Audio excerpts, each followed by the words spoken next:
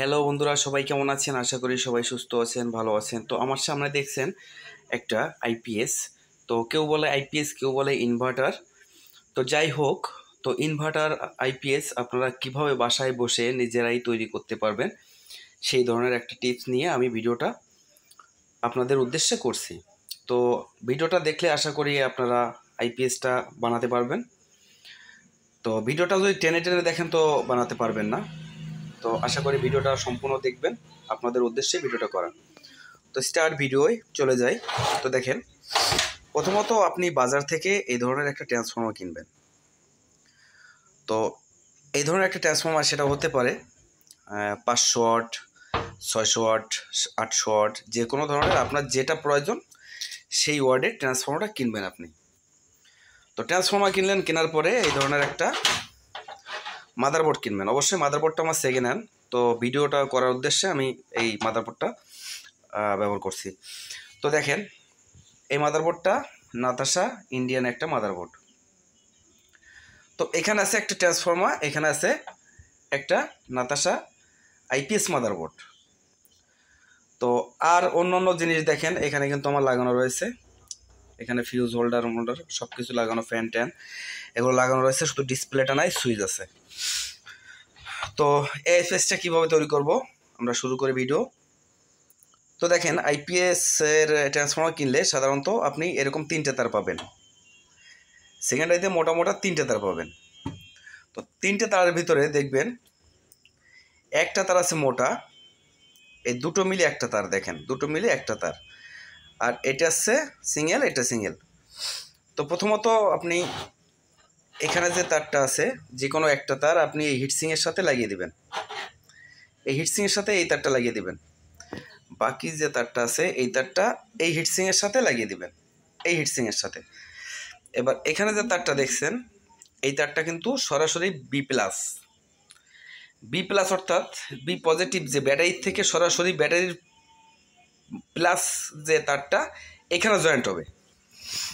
এবার এইখানতে আপনারা চিকন তার নিয়ে আপনি কিন্তু এই মাদারবোর্ডে জয়েন্ট করে দেবেন। এখানে মাদারবোর্ডে কিন্তু এখানে একটা বি প্লাস লাইন আছে মাদারবোর্ড চালু করার জন্য, এখানে বি প্লাস। আর বি প্লাস মানে ব্যাটারির নেগেটিভটা দিবেন এইখানে, নেগেটিভটাও এখানে দিবেন। দেওয়ার পরে এবার যাব আমরা এদিকে।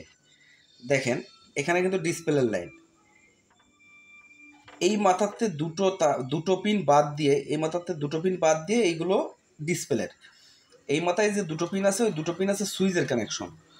এখানে যে সুইচটা আছে এই সুইচের কানেকশন হচ্ছে এই সাইডের দুটো পিন। আবার দেখেন এখানে দুটো পিন আছে, এই দুটো পিন কিন্তু আপনি শর্ট করে দিবেন, কিংবা এই পিনের থেকে দুটো তার নিয়ে আপনি এইখানে দিতে পারেন। এইখানে দেখেন, এইখানে দিতে পারেন, এটা ইউপিএস মোড। তো ইউপিএস মোডের জন্য আপনি ওই সুইচটা ব্যবহার করতে পারেন। আর এখানে এবার দেখাবো গুরুত্বপূর্ণ কিছু কানেকশন।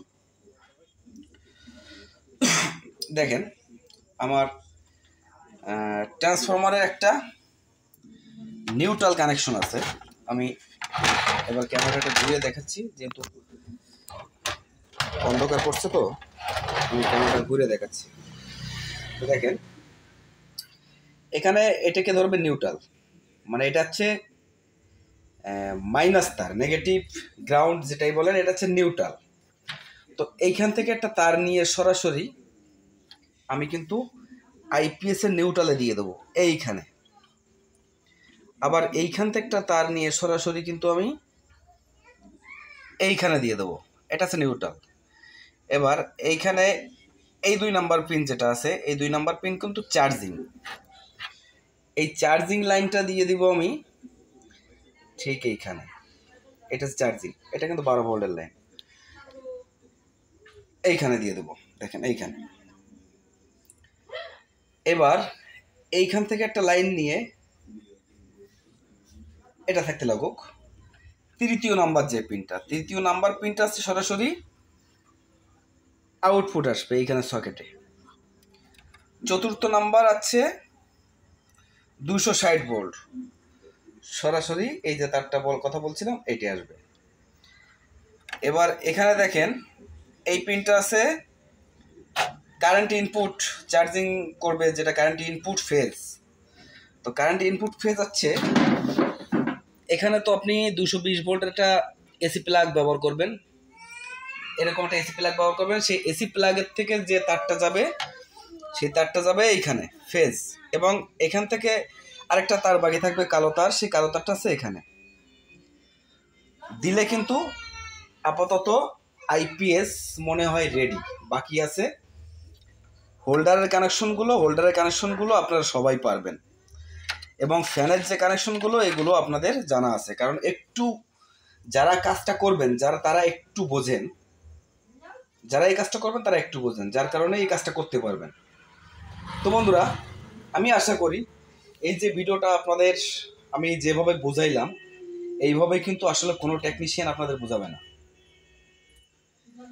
তো আশা করি ভিডিওটা ভালো লাগবে। আর যদি কোনো সমস্যা হয় কমেন্টে জানাবেন, আমি সাথে সাথে কমেন্টের উত্তর দিব, এবং যদি কোনো সমস্যা মনে হয় তো আপনাদের জন্য আবারও একটা ভিডিও করব। তো বন্ধুরা, সবাই ভালো থাকবেন, সুস্থ থাকবেন, আর চ্যানেলটা সাবস্ক্রাইব করে দিবেন। ধন্যবাদ সবাইকে।